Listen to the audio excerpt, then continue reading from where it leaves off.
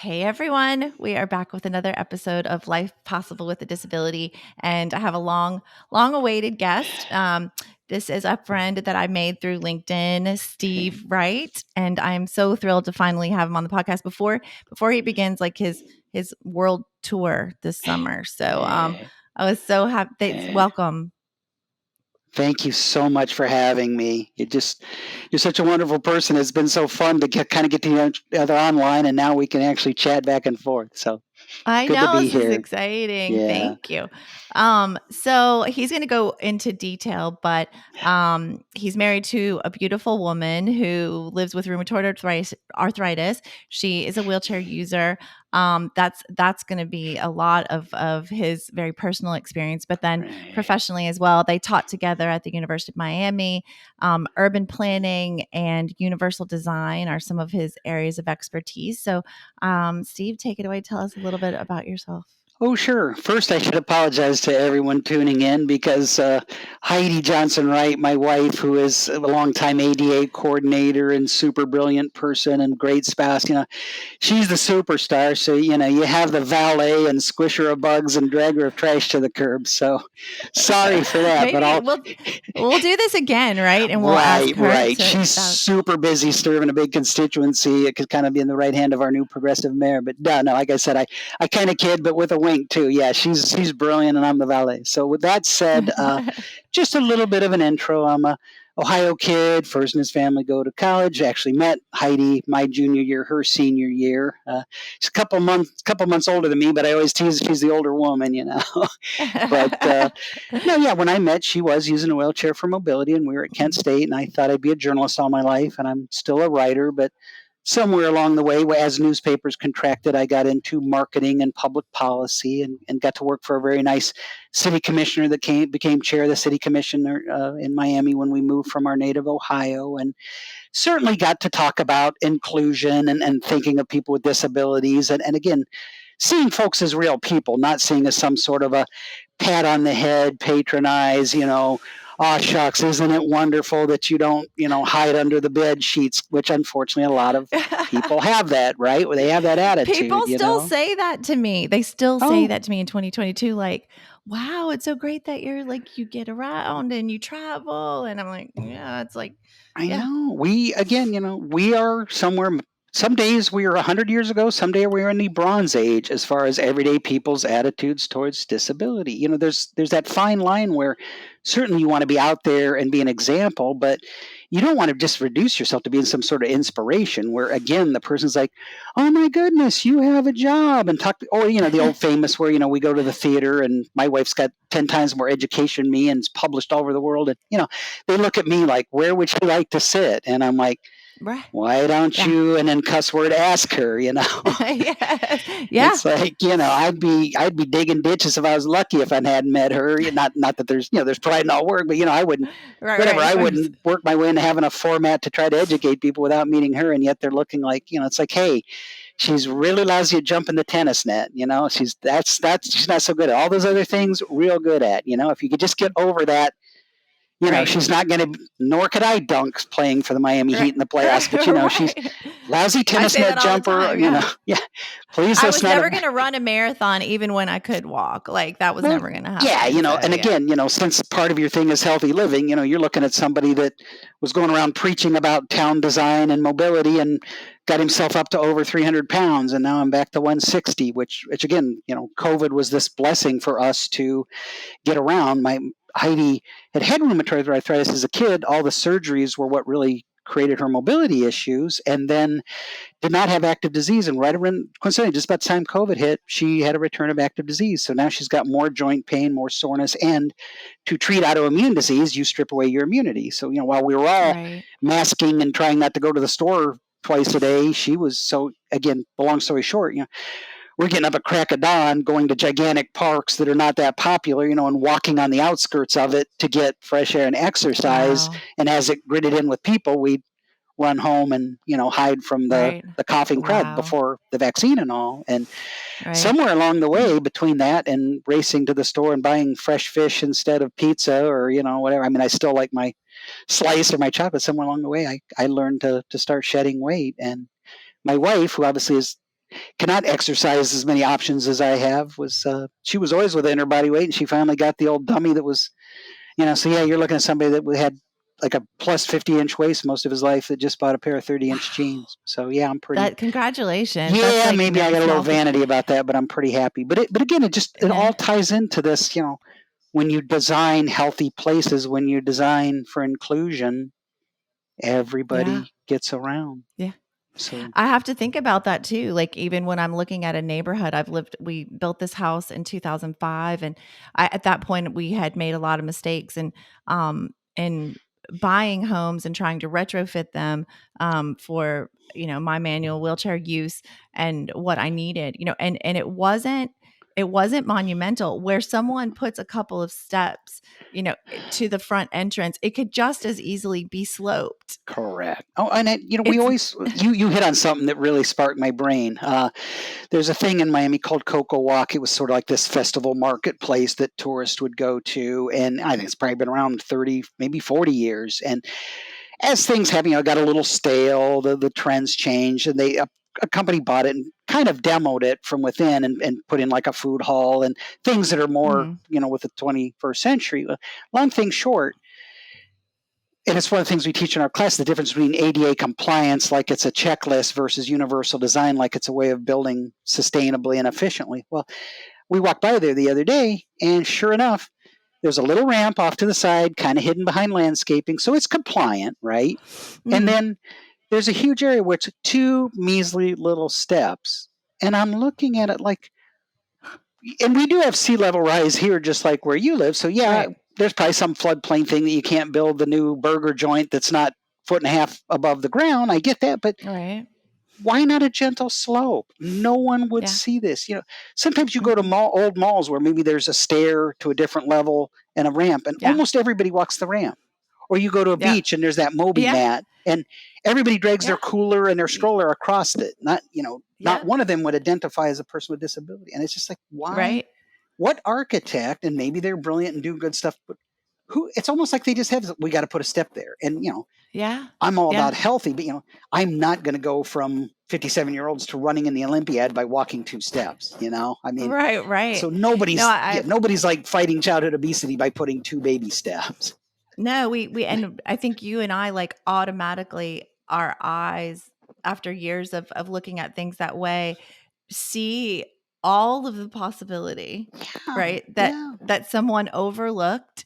I had I had an experience where all these years with raising 3 children, I was shot when I was 19, so that was prior to being married, prior to having children.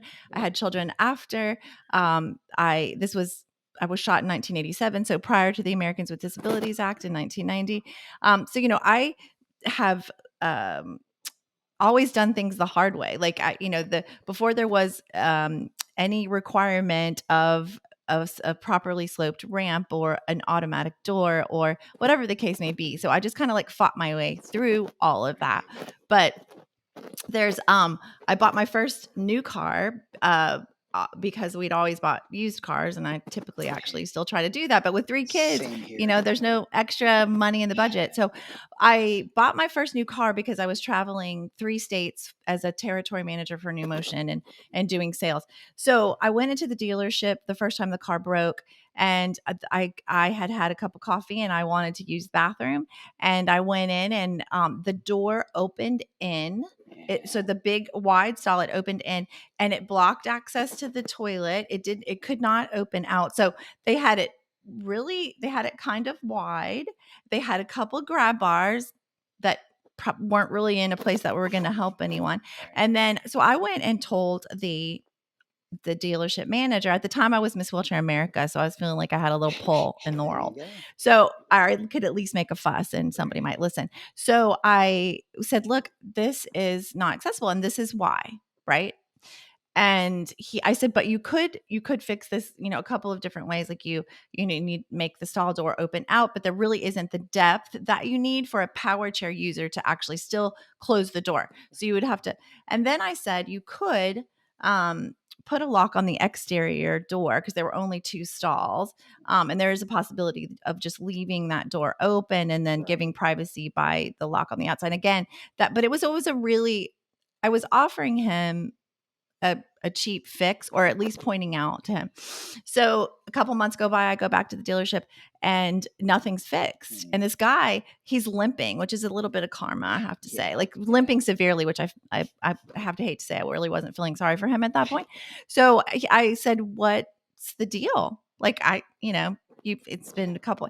And he said, "I spoke to the architect and he said that this is accessible." Yeah. Oh yeah. So I threw a mild hissy fit in the thing, and I was like, "I don't care if the president of the United States came in and told you this was accessible. It is not." And of course, yeah. No, I mean, can you expand on that? Like, yeah, and you hit such a thing. Yeah, sometimes I'll say that. It's like, yeah, I don't care if 3 major deities open the heavens. It's like, just open your eyes. And you did hit something I hit real quick is, yeah, I'm not saying there aren't times I go ballistic or we don't write that stern letter. But, the funny thing is, as you said, I'm looking for simple solutions. We live in a 100-year-old house. Our kitchen is not perfectly accessible. There were areas that are work in progress, even though we've been here 20 years. So I think everybody starts to see it and like, oh, he's open. Yeah, they're building up for a lawsuit. And it's like, no. I'm going to tell you, if you just drilled the hole 2 inches lower and remounted it, or if you just move the wastebasket, they always somehow a giant wastebasket blocks one grab bar and then the toilet paper dispenser blocks the other one. I'm like, I'm the least handy dude on earth. I'm like, I think I could probably pull a drill, move that thing 4 inches taller, done. Or like you said, and I'm not a big complainer either. That, and we're not trying to put anyone out of business. No, there are simple solutions if you want to listen. And you hit another one that's one of the bane of our existence. And when we talk to so many of our planners and architects, they always love those Lula lifts, those limited use, limited access. And in Miami, they tend to be outdoors. Well, we have saltwater sea spray, and again, I get it. Most able-bodied people see that and think, oh, isn't that a wonderful thing? It works, boom. And yeah, if you saw steps only and that was your thing, you'd probably think it's a wonderful thing. Right. Those are key operated. The key goes missing within a month. I wish Vegas gave me odds on that, because I could find 50 of those. And if they bet me 12 months in whether it worked or didn't, you and I, we could solve the world. Rich. Yeah. And it's just, and those things are more expensive. And 99 times out of 100, there's enough frontage, even some old Ocean Drive South Beach hotel, to put a turn ramp. And you can put broken tile to decorate like the sides of it. As long as you don't have bike parking, it can be. Delivery people love it. I always say our house is fairly up off the ground, which is good for sea level rise. We've got a ramp. It's not just topography, because my end is flat. I don't know if I'm making it up or not, but I think our Amazon person has never left anything in the rain, because they're so happy they can drag 100 pounds of cat food up it, on their dolly. Right. And our fridge guy, this is a true story. It's like, we had not paid to have it dragged away. And he was so happy that he could pull up a ramp instead of breaking his back up like 5 steps. He's like, here, let me go. He's like, I think I can get somebody to buy this for $25. So it's like, there was actually a value added. It wasn't like, as opposed to the contractors and realtors that say, oh, if you put a ramp, you'll only be able to sell your house to another disabled person. Right. Well, and you had mentioned something about vanity earlier, but like, not just like my person, but any space that I occupy, I want it to be pretty. I want it to be beautiful. It doesn't have to never did have to look like a hospital to make it accessible. It can be unnoticeable. My boyfriend and I go to there's a Hyatt Centric, I think, in downtown Memphis, and their bar area, when he knew nothing of wheelchairs now, but his girlfriend is a wheelchair user, and it now works for New Motion as a service tech, and now his whole world is immersed in wheelchairs. I think I did to Jason what your wife did to you a long time ago, and we just kind of sucked you in and pulled you onto our team, which is good. But when you come into that hotel, the first thing I noticed about the bar was it's a lovely bar, and in the center there's like a lower circular space. So it's not just this little low spot on the end of the bar where nobody's going to sit and you can't interact with anyone. Where it feels like you were just like, well, let's just do this obligatory wheelchair thing over here. But let's put them out of sight. right? Just like we do the ramps and everything else. Instead, it was in the center. It was beautiful and large and circular, and you could actually speak and communicate with other people. It was the very first thing I mentioned, and I thought it's it's beautiful. Like, but I guess the point of all this is, Steve, how do we? I mean, same thing with hotels. Also, I'll just mention briefly when they put like a bench on the back. I asked for wheelchair accessible with a tub. That's what I prefer to a roll and shower. People, again, accessible for one, might be different for different people. But no handheld shower, a bench on the back side of the tub, not within reach of the water controls, and no way. Okay, so again, no thought put into it. But why am I not rich being a consultant to hotels and other businesses? And also, you're teaching this at the University of Miami, right? You and your wife have taught. But I know. how do we enlighten the world?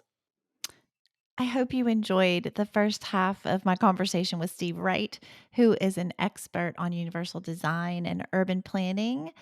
And I am going to complete the second half of this podcast in the near future.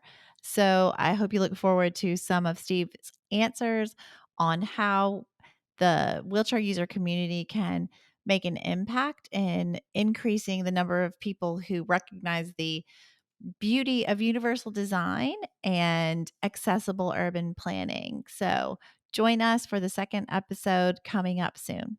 Thanks.